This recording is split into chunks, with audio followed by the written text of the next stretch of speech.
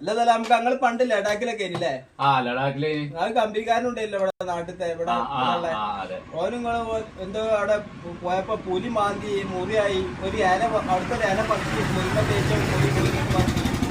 ആ സംഭവം എനിക്ക് അറിയണം അല്ലേ? അത് എന്താ സംഭവം? ഞങ്ങൾ ലഡാക്കിൽ മലയിൽ കൂടെ അങ്ങനെ പോവാണ്. മലയിൽ കൂടെ പോകുമ്പോഴാണ് ഒരു പുലി 3 കുട്ടികളെ പാല് കൊടുക്കുന്നുണ്ട്. അപ്പൊ കൂടെ ഉള്ള എന്താ സംഭവം അറിയാ? ഒരു കുട്ടിനെ എടുക്കണം പാല് കുടിച്ചുകൊണ്ടിരിക്കുമ്പോ.